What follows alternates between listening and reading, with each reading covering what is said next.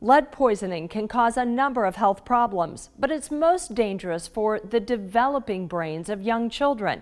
Lead exposure can cause damage to the nervous system and kidneys, speech, language, and behavior problems.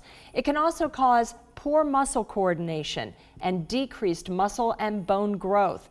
Also, hearing damage and learning disabilities, ADHD, and also decreased intelligence.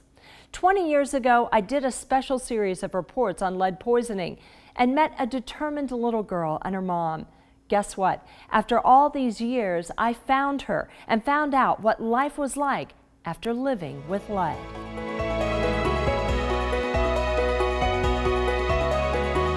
The year was 1996, and my series of reports was called Get the Lead Out.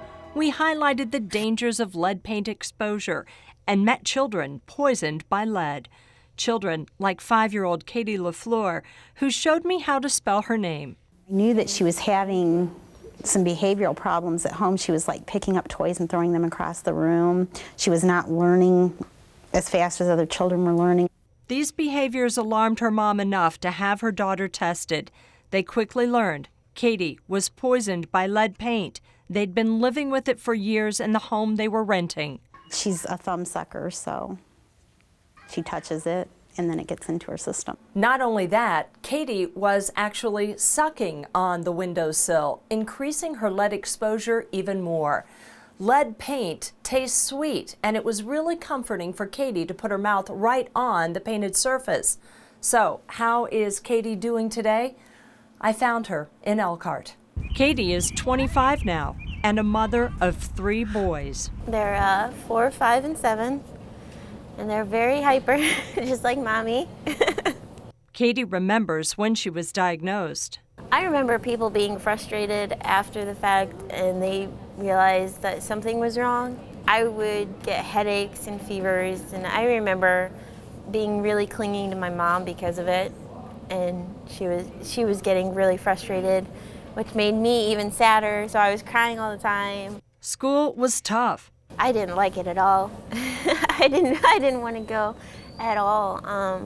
Math was a big struggle just because it was memory, memorizing all these numbers. She struggled a lot throughout her entire life. I can remember her coming home from school in tears because she didn't get something that other kids were getting. Kim made sure Katie got extra help and quickly educated herself on the dangers of lead.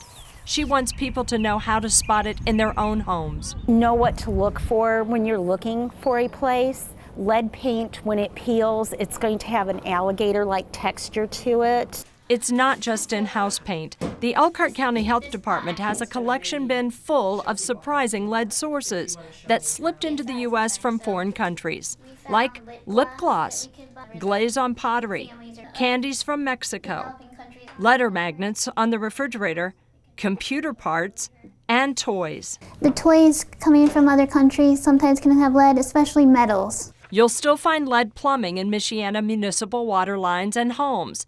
That's not a problem, as long as the water is frequently tested and treated.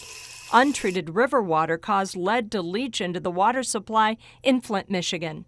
Carrie Brunson is the lead specialist with the Elkhart County Health Department.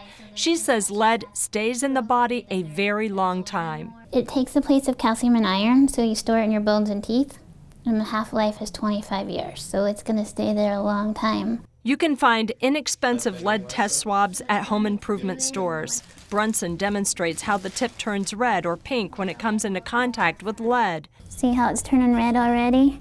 When lead paint was blamed for Katie's poisoning, the family moved to a safe home.